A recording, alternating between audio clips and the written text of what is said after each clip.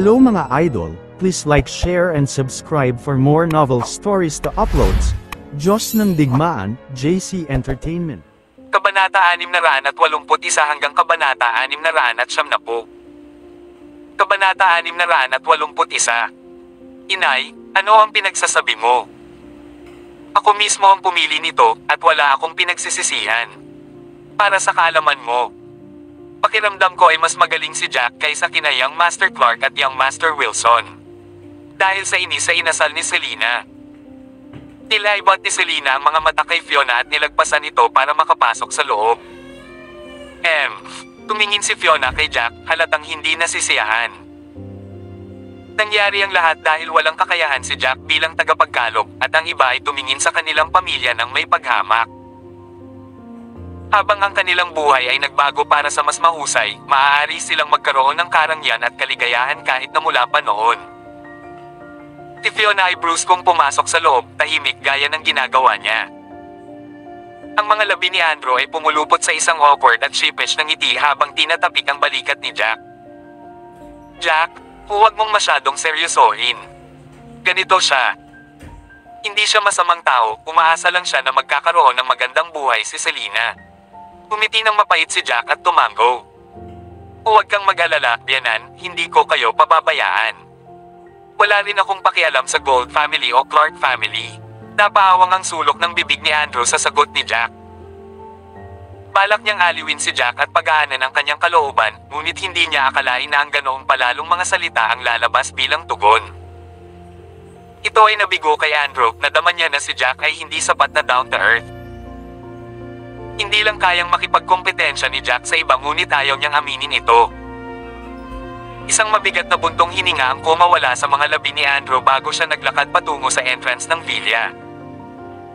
Maya-maya'y lumapit si Joanne sa anak na may mapayapang ngiti sa labi. Anak, huwag mo masyadong pansinin ito. Basta't ginawa mo ang lahat, sapat na iyon. Ang mga tao ay kailangang matutong maging kontento. Hindi ito naiintindihan ng biyenan mo at gusto niyang ikumpara sa ibang tao. Naiintindihan ko, ina. Tumango si Jack at sabay silang naglakad patungo sa entrance. Pagdating nila sa living area, napansin nila ang maraming mesa na nakaayos na. Bukod sa isang medyo malaking bilang ng mga Taylor. Ang mga miyembro ng pangalawang klase na aristokratikong pamilya, iyon ang pamilyang Gold, ay narito, lalo na ang kanilang Panginoon at Batang Master. Jack, dali. Nag-iingat kami ng lugar para sa iyo dito. Tinawayan siya ni Cecilia nang makita siyang huling pumasok. Bahagyang nagdilim ang mukha ni Jack matapos niyang mahuli sa kanyang ginagawa. Kung bibigyan siya ng pagpipilian, ayaw niyang maupo sa mesang iyon. Nakaupo sa mesang iyon sina Old Master Taylor, Theodore Taylor, at ang mga tao mula sa Gold family. Hindi ba obvious na sinadya siyang tanungin ni Cecilia para ipahiya siya nito mamaya? Nakaupo na si Selina doon, malamang ay gawa ni Cecilia. Jack, halika. May natitira pang upuan dito. Umiti ang matandang guro kay Jack. Ipinagmamalaki ng pamilya Taylor ang kanilang sarili at nagawa nilang ipakita ang kanilang mga sarili dahil sa naabot ni Jack sa kanyang ika-70 kaarawan. Bukod pa riyan, ang regalo sa kaarawan ni Jack ay nagkakahalaga ng 500 milyon, at ito ay naging dahilan upang muling suriin ang manugang na ito na ikinasal sa kanyang pamilya. Kabanata 682. Nakangiti lang si Jack habang naglalakad papunta sa table ni Cecilia at umupo sa bakanting upuan sa tabi ni Selina. Nang makaupo si Jack, ang young master ng pamilyang Gold, si Kelly Gold ay masiglang nagsalita, So, ikaw si Jack. Nagpunta kami sa ibang bansa para sa isang paglalakbay kanina at kababalik lang kamakailan. Marami na akong narinig tungkol sa iyo. Ikaw ang nagsanib puwersa, di ba? Isang manugang na nagpakasal sa pamilya ng kanyang asawa. 5 taon ka nang wala, no? Sa kabilang banda, nagdilim ang ekspresyon ni Old Master Gold habang sinulyapan niya si Jack. Old Master Taylor, ito. Ito ang manugang na nagpakasal sa iyong pamilya. Oo, at isang buwan na siyang nandito. Tumango si Old Master Taylor na may ngiti sa kanyang mukha. Ang ekspresyon sa mukha ni Old Master Gold ay patuloy na nagdilim. At At idinagdag niya, narito kami upang pag-usapan ang mga mahahalagang bagay ngayon, at ito ay tungkol sa kasal ni Kelly at Cecilia. Hindi naman maganda para sa isang tagalabas na umupo dito sa iisang table, hindi ka ba pumapayag? Tama, Old Master Taylor, ang pinuno ng pamilyang Ginto. Nararamdaman ko na ang mga taong nakaupo rito ay kailangang maging miyembro ng pamilya Taylor. Hindi ito ang pinakamainam para sa isang manugang na nagpakasal sa iyong pamilya at isang nakababatang henerasyon na umupo dito. Hindi ba? Hindi inakala ni Old Master Taylor na ang mga tao sa pamilyang Gold ay isa puso ang ganoong bagay. Sa isang maliit na ngiti, malumanay niyang iginiit, bagaman nagpakasal si Jack sa aming pamilya, itinuturing siyang kalahating miyembro ng pamilyang Taylor. Nakilala ko mismo ang kanyang katayuan bilang miyembro ng pamilya Taylor. Umagalpak ng tawa si Kelly. Kakaiba iyan. I remember Cecilia told me 2 months ago na nakuha ni Jack si Miss Selena sa pamilya mo dahil lasing siya. Kung ganoon nga, ano ang pagkakaiba niya sa isang rapist? Tinanggap mo ang isang rapist sa iyong pamilya at tinatanggap mo siya bilang sa iyo.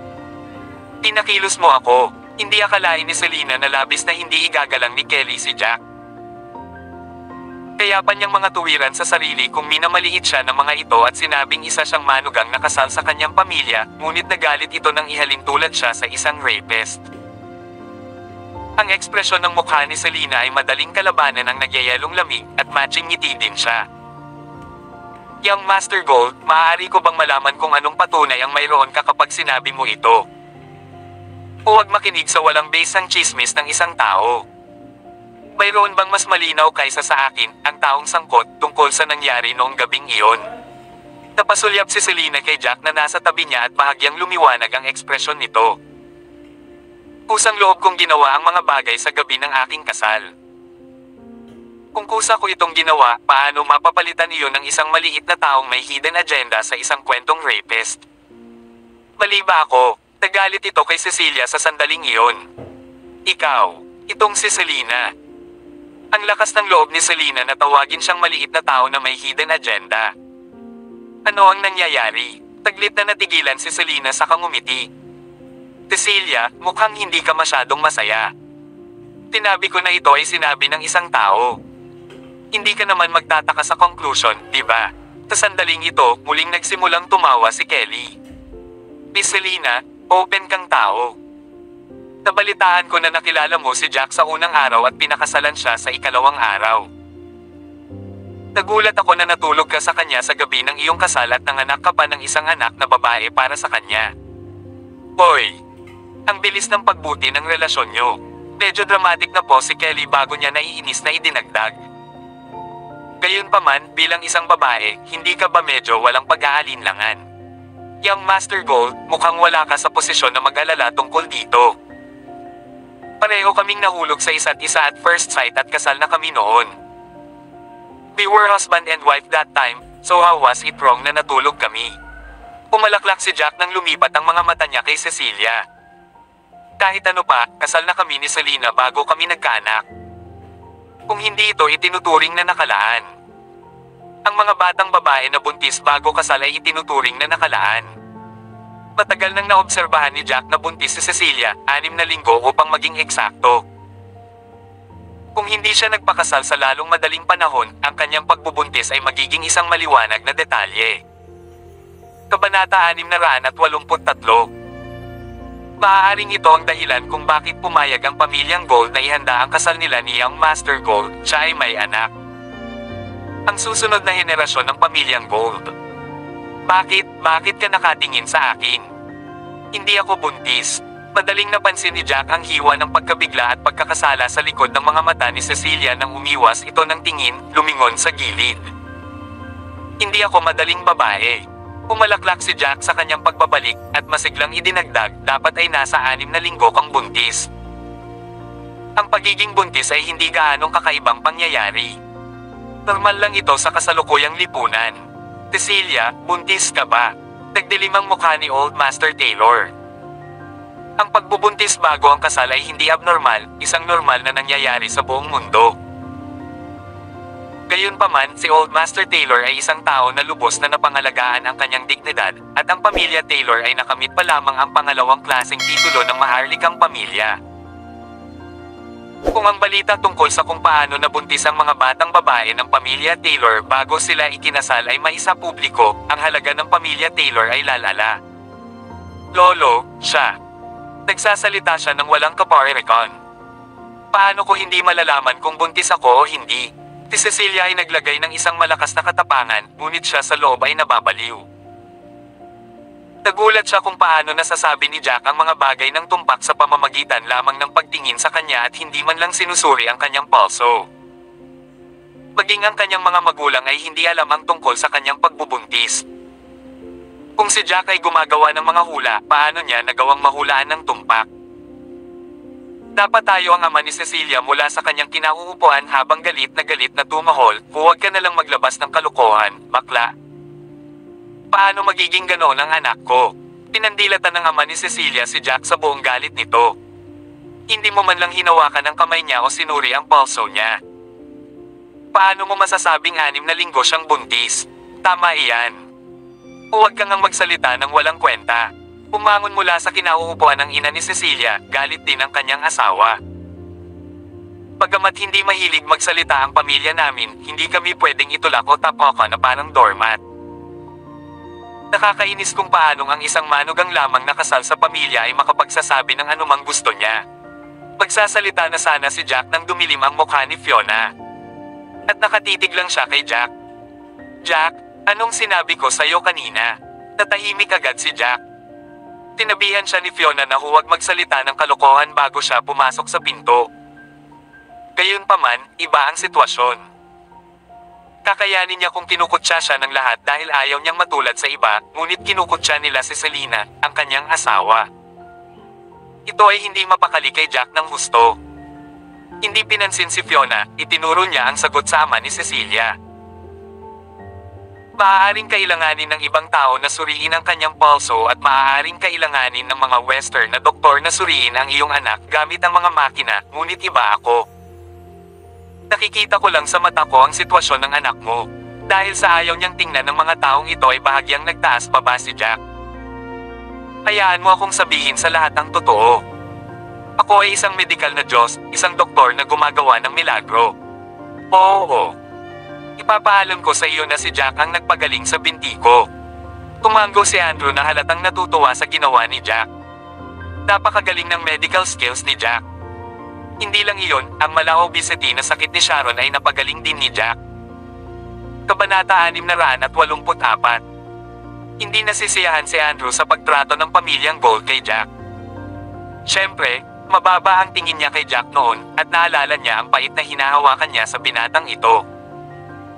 Ngayon, ipinakita ni Jack ang kanyang halaga, lakas, at kahusayan. Nagulat siya sa kung paano sinasabi ng pamilyang Gold ang mga ganoong bagay sa kanya. Hindi niya napigilan iyon at nagpas siyang panindigan si Jack. Napangiti ng bonggang-bongga si Cecilia pagkarinig nito.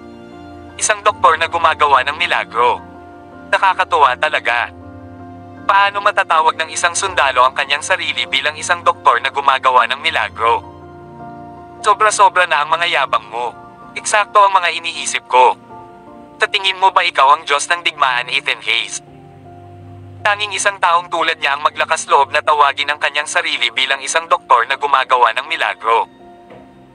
Siya ay isang kilalang doktor na gumagawa ng himala para magbut. Nakangiting sabi pa ng Gold Family Master. Swerte ka lang sa pagpapagamot sa binti ng biyenan mo at sa sakit ni Sharon. Sa pinakadulo, nangangahulugan ito na ang iyong mga kasanayan sa medikal ay hindi masama. Gayunpaman, malayo pa ang mararating mo bago ka maging isang doktor na gumagawa ng milagro. Umagalpak ng tawa si Jack nang marinig niya. Isang tawa na puno ng saya at saya bago siya tumahimik at sumagot, sa totoo lang, maganda ang medical skills ni Ethan, pero disipulo ko talaga siya. Kadalasan, humihingi siya sa akin ng gabay sa mga kasanayang medikal. Halos ibulalas niyang Master Gold ang sabaw mula sa kanyang bibig. Tumawa siya na para bang ito ang pinaka nakakatawa. Kahanga-hanga ka, binata. Ang galing mo talaga. Kung maglakas loob kang sabihin na ikaw ang numero 1 sa pagmamayabang. Walang sino man ang maglalakas loob na umamin na ikaw ay number 2. Tumingon si Old Master Gold kay Old Master Taylor na may ngiti sa kanyang mukha. Older Master Taylor, itong manugang mo ay talagang nakakapanibagong tingnan, at sa kabutihang palad, wala rito ang Diyos ng digmaan. Kung hindi, ang usapin ng pakikipag-usap niya sa Diyos ng digmaan sa pamamagitan ng kanyang unang pangalan ay magdadala sa kanya sa napakaraming problema. Malamig na ngumiti ang pinuno ng Gold family at sinabing, "Hey, hey." Hindi man lang siya nahihiya o kahit saan ay nahiya kapag tinawag niya ang kanyang sarili na isang doktor na gumagawa ng milagro. Iyan ang pinakamalaking takeout mula rito. Jack, anong pinagsasabi mo? Natulala, maingat na hinailan ni Selena ang manggas ni Jack at sinenyasan siyang huminto. Mabuti kong iniisip ng lahat na nagyayabang siya. Ano kaya ang mangyayari kung lumabas ang buong tapang niyang inangkin? Galit na galit si Fiona nang sumigaw siya, "Shut up, Jack. Lagi mong sinasabi ang anumang gusto mo sa bawat oras." Anong uri ng pag-iral si Ethan Hayes, ang God of War Hayes? Siya ay mahusay sa parehong medisina at martial arts. Siya ang pinakasikat na Diyos ng digmaan. Kahit na ang kanyang martial arts ay hindi ang pinakamahusay sa 9 great gods of war, ang kanyang impluensya ang pinakamalakas. Ang kanyang posisyon sa puso ng lahat ay ang pinakamataas, at narito ka na sinasabing ikaw ang kanyang Panginoon. Natakot din si Joanne sa sinabi ni Jack. Tumakbo siya mula sa kanyang mesa, isa na katabi nila, nang napagtanto niyang nagsisimula na namang kumilos si Jack. "Jack, ano bang sinasabi mo? Hindi ka pwedeng magbiro ng ganito. Tita, wala kang dapat ikabahala. Mukhang hindi naman masama ang anak mo.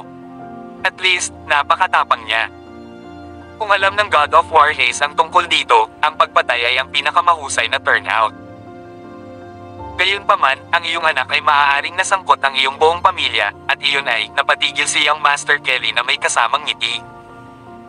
"Inay, nagsasabi po ako ng totoo. Hindi mahalaga kung hindi sila maniwala sa akin." Si Jack ay hindi nais na sumisid ng labis sa mga detalye. Nagplano siya sa pagsasabi ng totoo na siya nga ang amo ni Ethan Hayes. Hindi niya akalain na sasalubungin siya ng ganito kalaking oposisyon at pangungutya. "Napakaganda kung isa ka talagang doktor na gumagawa ng milagro. Pero pakiramdam ko isa ka pa ring kwek-kwek." Buong lakas pang ang itinanggi ni Cecilia at idinagdag pa, "Kung miracle working doctor ka, paano mo sasabihin na buntis ako? Hindi ako buntis." Kabanata 685. Napatingin si Jack kay Cecilia nang walang pag-aalinlangan, sa mahinang pagtatangka niyang bumalik. "Hindi ka ba natatakot na tamaan ka ng kidlat kung magsisinungaling ka ng hindi man lang kumukurap? Ikaw." Nakita ni Cecilia ang pula sa isang iglap. How dare he spoke to her in that tone. Lalo siyang naging daring. Napabalikwa si Old Master Taylor sa pagkabigla habang tinitigan niya si Jack. "Huwag kang magsalita ng simple, Jack." Pagkatapos ay inayos ni Old Master Taylor ang kanyang sarili at ngumiti bago lumingon sa kabilang partido. "Old Master Gold, umalis ka sa bansa 2 buwan na ang nakakaraan, at kababalik lang ni Jack 1 buwan na ang nakalipas. Baka hindi mo siya maintindihan ng husto." Nakangiting tumango si Old Master Gold. "Oo, hindi ko siya masyadong naiintindihan. Hindi ko alam na mahilig pala siyang magyabang." Napahawang ang sulok ng bibig ni Zeus bago siya sumagot, "Paano ko sasabihin ito? Siya ay lubos na bihasa sa medikal, at may mga pagkakataon na gusto niyang magyabang. Gayunpaman, naniniwala ako na kahit na pumunta dito ang God of War Hayes, hindi niya papatayin si Jack. Pagkatapos ng lahat, siya ay nasa larangan ng digmaan para sa ating Daxia at isang pinunong commander." Tumigil sandali si Old Master Taylor bago siya nagpatuloy. Higit sa lahat, minsang nailigtas ni Jack ang buhay ng Diyosa ng digmaan, si Lana Zex. Hindi hahayaan ng Goddess of War Hayes na patayin ng God of War Hayes si Jack, tama ba? Pumunat ang noo ni Old Master Gold pagkatapos niyang marinig ito at mamulong, "Teka. Nasa Eastfield din ba ang Goddess of War?" Tumawa si Old Master Taylor. 2 buwan ka nang wala sa bansa at kababalik lang galing sa ibang bansa, kaya baka hindi mo alam kung ano ang nangyari sa loob ng 1 buwang ito.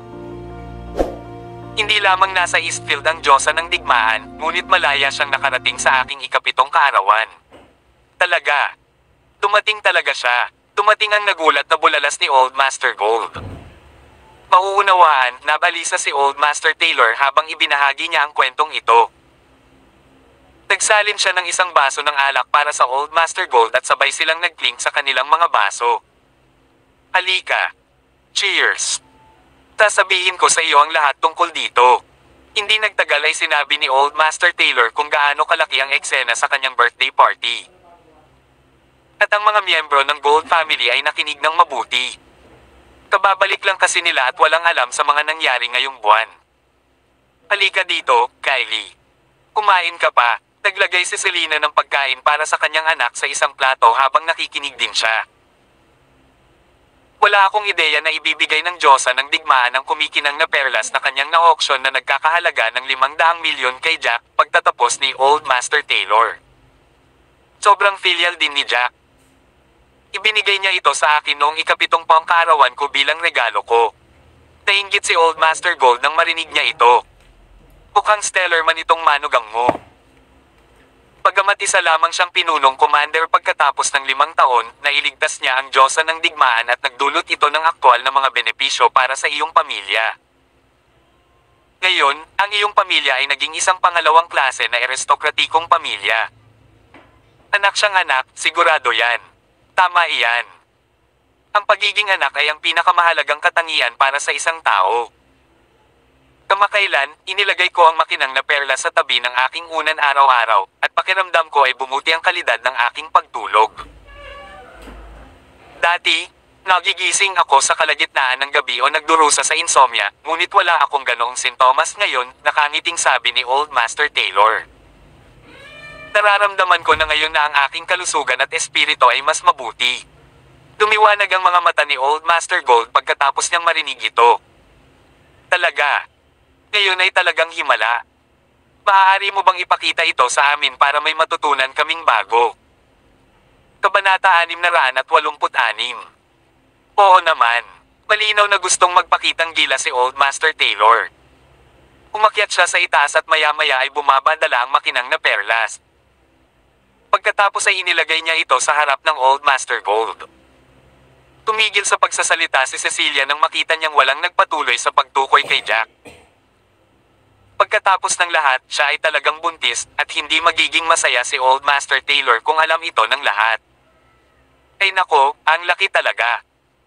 Wala akong ideya na may mga kumikinang na perlas na ganito ang laki sa mundo.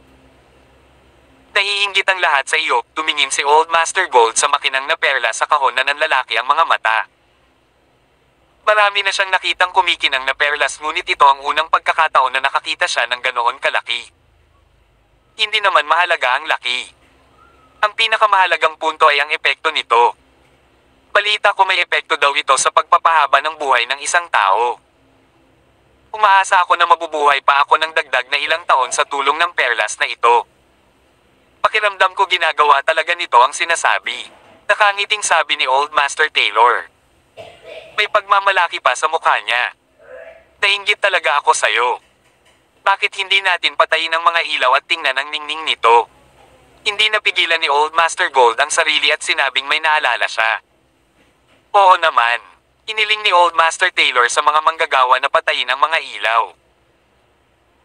Ang makinang na perlas ay kumikinang ng napakaliwanag na sinag ng liwanag at lahat ng tao sa silid ay nakita ang perlas na walang ilaw. Ito ay isang mahalagang kayamanan. Ito ay isang bagay na hindi natin madalas makita. Gustong-gusto ito ni Old Master Gold kaya ayaw niyang bitawan ang makinang na perlas. Ipinagpatuloy niya ang pagsigaw, Old Master Taylor, nakahanap ka talaga ng isang mahalagang kayamanan. Pabayaan ng 500 milyon. Tinatansya ko na ang item na ito ay nagkakahalaga ng hindi bababa sa 1 bilyon. Tumawa si Old Master at nagpatuloy sa pagsasabi. Narinig ko na maraming mga first class na aristokratikong pamilya ang nag-aaway tungkol dito. Gayunpaman, walang makapagkumpirma ng epekto nito kaya walang nangahas na tumaya ng mas mataas na presyo matapos itong umabot sa 500 milyon.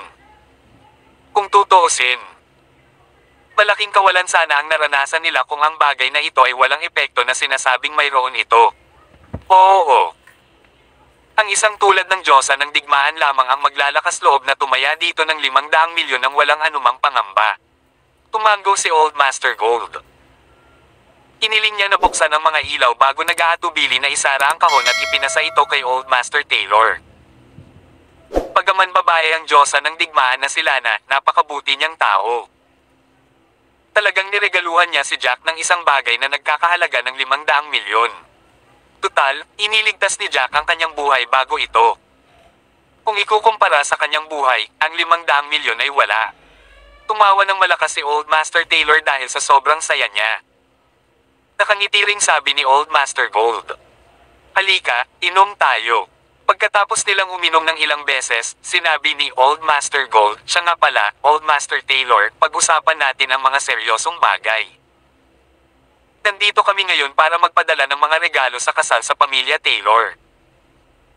Hindi madali para sa iyong pamilya na palakihin si Cecilia hanggang sa siya ay umabot sa hustong gulang. Kaya naman, naghanda kami ng 80 milyon bilang kaloob sa kasalan. 80 milyon. Bahagyang natuwa ang mga magulang ni Cecilia matapos nilang marinig ang figurang ito. Pagamat miyembro din sila ng pamilya Taylor, wala silang ganoong kalaking pera. Nagawa nilang magkaroon ng komportableng buhay dahil nagtrabaho sila sa mga kumpanya ng pamilya Taylor kung saan nakakakuha sila ng magagandang sweldo at bonus. Ang halagang 80 milyon ay talagang ikinagulat nila. Nanay ni Cecilia, kailangan mong tanggapin itong perang galing sa amin. Bukod pa riyan, hindi mo na kailangang problemayan ang iyong sarili at isipin ang pagbabalik sa amin ng mga regalo o iba pang bagay. Ang pera na ito ay para sa iyo na gugulin ang natitirang bahagi ng iyong buhay dahil mayroon kang isang anak na babae. Kabanata 687. Naglabas ng bank card ang pinuno ng pamilyang Gold at nakangiting ipinasa sa ina ni Cecilia. Tuwang-tuwa ang ina ni Cecilia. Kinuha niya ang card at nakangiting nagsalita. Ito, masyadong mapagbigay. Nahihiya akong makatanggap ng ganoon kalaking halaga ng kasunduang regalo. Nanay ni Cecilia, pinalaki mo si Cecilia sa lahat ng mga taon na ito sa isang may sapat na gulang at nagawa mong mabuti. Hindi madaling palakihin ang isang tao sa isang may sapat na gulang na may marangal na karakter. Ang aming buong pamilya ay lubos na nasisiyahan kay Cecilia. Nagsimulang tumawa ang pinuno ng pamilyang Gold. Tama iyan. Si Cecilia ay laging masunurin. Maganda rin siya at may marangal na karakter. Bukod doon, siya ay isang mag-aaral sa universidad at tinanggihan ang maraming mga young masters na naghabol sa kanya. Sa huli, ang mga mata niya ay nasa Young Master Gold at maaaring ito na ang kanilang kapalaran. Inilagay ng ina ni Cecilia ang bank card sa kanyang bulsa, sinulyapan si Selena, at nakangiting sinabi. Napakasayang para sa pinakamagandang babae sa aming pamilya Taylor na magpakasal sa isang masamang pamilya.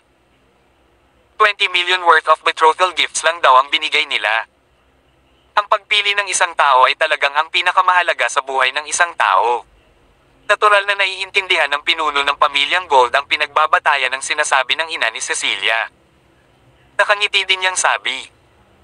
Tama, hindi ba ang pinakamahalagang bagay para sa isang babae ay ang makasal sa isang magandang pamilya?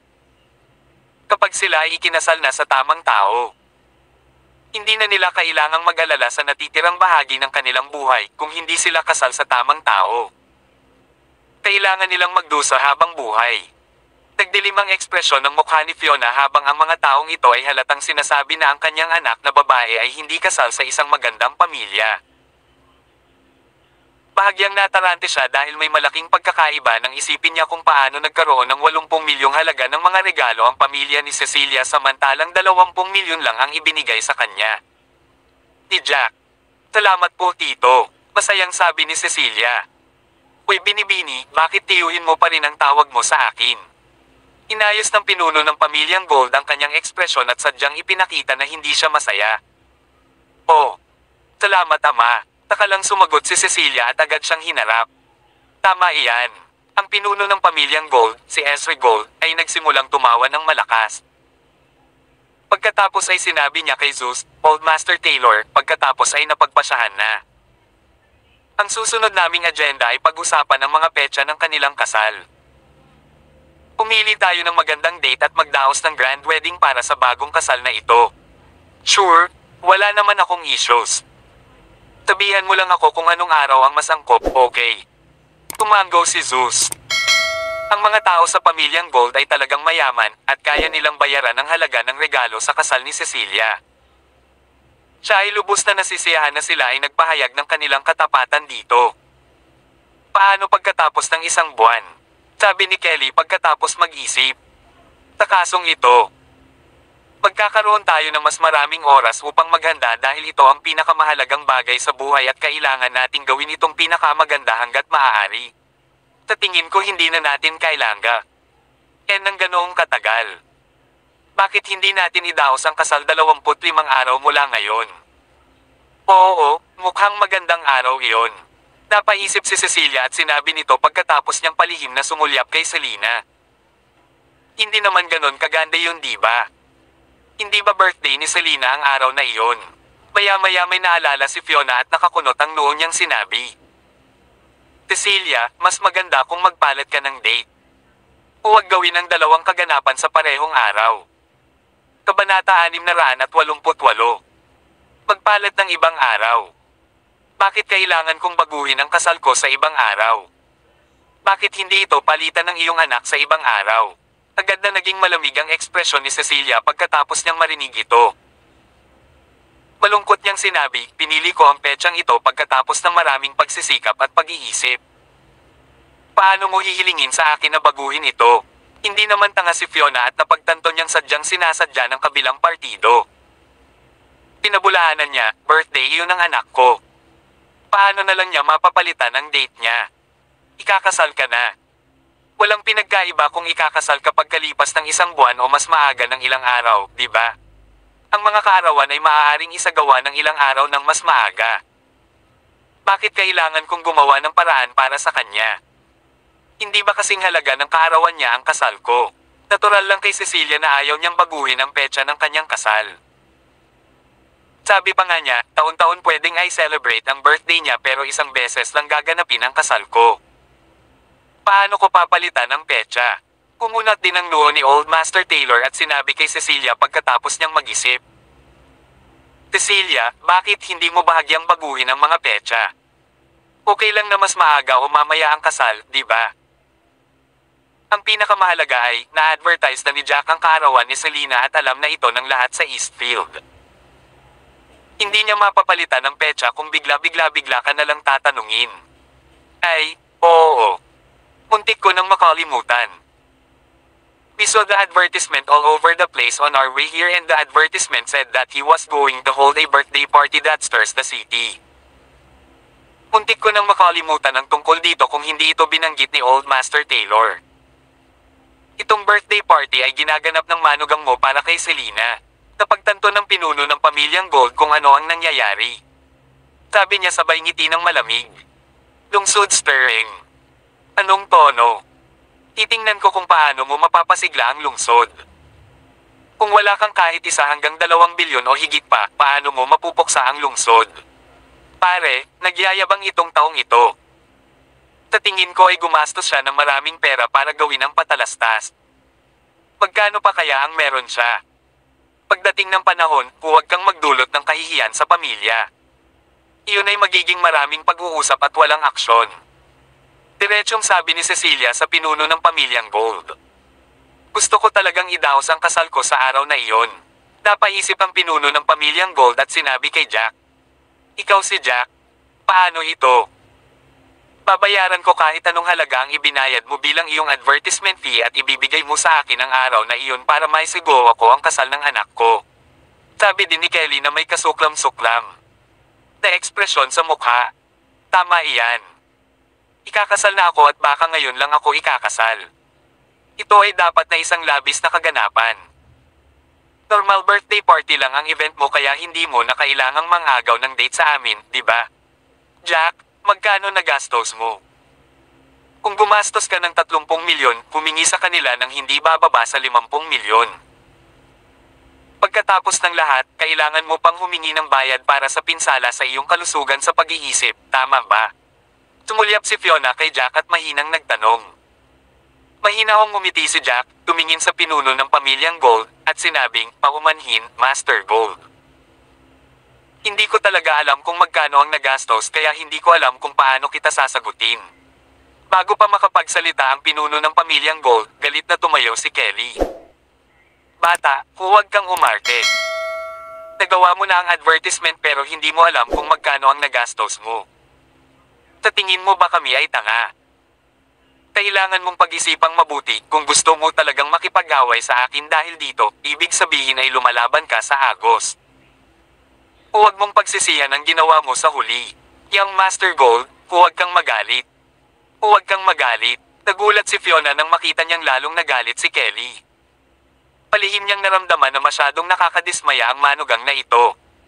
Nagkagulo na naman talaga siya. Bago sila pumasok, inutusan na niya si Jack na huwag magsalita at kumain pa. Wala siyang ideya na sasaktan pa rin ni Jack ang mga tao ng pamilyang Gold. Kabanata 689. Nakangiti niyang sabi. Walang masyadong pera si Jack sa kanya. Ang pinakamaraming mayroon siya ay 7 hanggang 8 milyon at dapat ay kinuha siya ng patalastas ng hindi bababa sa 2 hanggang 3 milyon. Kaya naman, 5 hanggang 6 na milyon na lang ang natitira sa kanya. Hindi niya magagawa ang anumang bagay na labis-labis. Ang isang patalastas ay talagang isang mapagmataas na gawa. Wala siyang ibang disadvantages bukod sa mahilig magyabang. 2 to 3 milyon lang ang ginastos niya, di ba? Paano ito, babayaran kita ng 5 milyon at ang natitira ay iyong kabayaran? Para hindi sabihin ng iba na binubuli kayo ng Gold family natin. Tiyakap ni Kelly ang kanyang mga braso sa harap ng kanyang dibdib at tumingin sa ibaba ng may pagmamalaki at mayabang. Sure, napagkasunduan na iyon. Magpapalit tayo sa ibang araw. Tuloy-tuloy na tumango si Fiona at sumang-ayon dito. Gayunpaman, sinabi niyang Master Gold, ano man ang iyong sabihin ay walang ibig sabihin. Gusto kong tumango ang manugang mo at kung ano man ang sasabihin niya ay mahalaga. Nakuha ko. Kung tutuusin, siya ang gumastos ng pera at nag-advertise. Nagkibit balikat si Jack. Truth be told, hindi ko talaga alam kung magkano na ang nagastos ko. Gayunpaman, ayaw ko yung 5 milyon dahil wala akong planong baguhin ang petsa. Naitakda ko na ang petsa at iyon ang kaarawan ng aking asawa. Jack, tanga ka ba? Malaki ang kikitain mo, hindi ba natin pwedeng ilipat ang date ng mas maaga ng 1 o 2 araw? Galit na galit si Fiona dahil sa sinabi ni Jack, and she stomped her feet on the spot. Inay, huwag kang mag-alala. Hindi ko papalitan ang petsa. Diretso ang tingin ni Jack kay Kelly at ayaw nang umatras. Pinag-isipan ito ni Old Master Taylor at hinikayat, Jack, naiintindihan ko ang nararamdaman mo. Pagkatapos ng lahat, ito ang unang kaarawan na ipinagdiriwang mo kasama si Selena pagkatapos mong bumalik mula sa larangan ng digmaan. Natural lang na gusto mong bigyan si Selena ng pinakamahusay at mag-iwan ng magandang impresyon. Gayunpaman, iba ang nangyayari ngayon. Ito ang kasal ni Cecilia. Kung ikukumpara mo, talagang mas mahalaga ang kasal kaysa birthday. Napabuntong hininga si Selena nang makita niya kung paano tumulong si Old Master Taylor na hikayatin si Jack. Tinabi niya kay Jack, Jack, bakit hindi natin ito pabayaan? Normal birthday ko lang at ito ang kasal ni Cecilia. Malaki ang pagkakaiba ng dalawa dahil ito ang kanyang kasal. Hindi natin kailangang idaos ang ating event sa parehong araw ng araw niya. Nagkatinginan sina Cecilia at Kelly. Pareho silang may malamig na ngiti sa gilid ng kanilang mga labi. Kahit si Selena ay nanlambot kapag nahaharap siya sa napakalaking pressure. Hindi sila naniniwala na magpapatuloy si Jack. Bukod doon, binigyan nila si Jack ng dagdag na ilang milyon. Pagpalit lang ng petsa, maaga pa sana pumayag ang ibang tao. Bagamat na isa katuparan ng mga patalastas at medyo nakakahiya kung isulong nila ang kaganapan. Gayunpaman, hindi sila ang napahiya. Honey, birthday mo ngayon. Bukod pa riyan, alam ito ng buong lungsod. Hindi ako nagpapalit ng petsa. Tumingin si Jack kay Selena at sinabing may seryosong ekspresyon sa mukha. Bukod doon, napagkasunduan na namin ito noon pa man. Noong wala pa ako dito, hindi mahalaga kung tatapakan ni Cecilia ang ulo mo at ay bully ka. Gayunpaman, ngayong nakabalik na ako, hindi ko nahahayaang magdusa ka. Kabanata 690. Anong karakter? Isa ka talagang sundalo, mas matigas ang mga buto mo kaysa sa iba. Nagsimulang tumawa si Kelly pagkatapos niyang marinig ito. Since ayaw mong magpalat ng date at ayaw din namin ng ganon. Pagkatapos ay gawin natin ito sa parehong araw. Sa totoo lang, hindi naman big deal na gawin ang dalawang event sa parehong araw, basta huwag lang kayong magsisi. Nagsimula na ring tumawa ang pinuno ng pamilyang Gold. Dahil ayaw niya ng pera, hindi na natin kailangan pang ituloy ang pagkukumbinsi sa kanya. Ang aming pamilyang Gold ay isa rin sa pinakamagaling sa lahat ng pangalawang klaseng maharlikang pamilya. Naniniwala ako na maraming tao ang pupunta sa kasal ng anak ko. Sa oras na iyon, may mga taong magsisisi. Maaaring hindi iyon ang kaso. Master Gold, kailangan mong pag-isipan itong mabuti. Kung idolaze mo ang kasal sa parehong araw ng amin, ang mga tao ay nagsisisi na ito ay maaaring ikaw. Nakangiting sabi ni Jack na walang pakialam. Medyo masaya iyan. I hold natin ito sa parehong araw. Gusto kong makita kung paano mo pinukaw ang lungsod noon. Malamig na tumawa ang pinuno ng pamilyang Gold at mukhang confident. Sa tabi nila, tumayo si Cecilia at malakas na sinabi sa mga miyembro ng pamilya Taylor. Lahat ng tao sa pamilya Taylor, isang beses lang ako ikakasal sa buong buhay ko.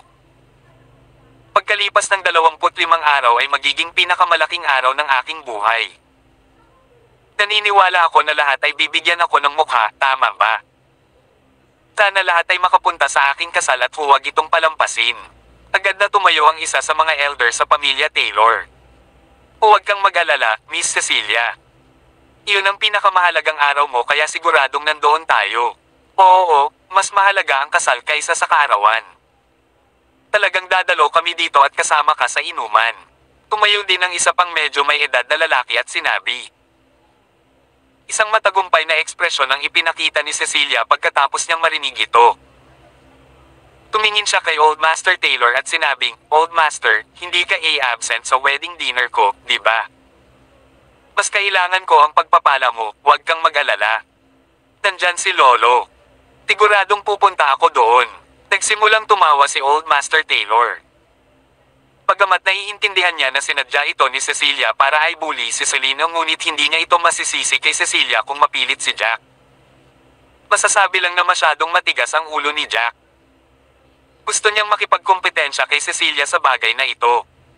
Say, nakakainis talaga. Galit na galit si Fiona. Diretso siyang umupo, ibinaba ang ulo at tumutok sa pagkain.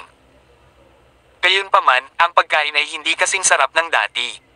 Salamat, Lolo. Tuwang-tuwa si Cecilia na parang nanalo. Masaya siyang umupo at nagsali ng alak. Halika, ngayon ay isang magandang araw. Mag-enjoy tayo sa isang baso ng inumin. Oo naman, congratulations. Itinaas din ng iba pang miyembro ng pamilya Taylor ang kanilang mga baso at nagsimulang uminom. Ang pinuno ng pamilyang Gold ay tumingin sa paligid niya at hindi nagtagal ay sumimangot. Ito ay kakaiba, dalawa ba tayong maikli? Si Ben at Ivan ba ang tinutukoy mo? Please subscribe and hit the notification bell for more novel stories. JC Entertainment.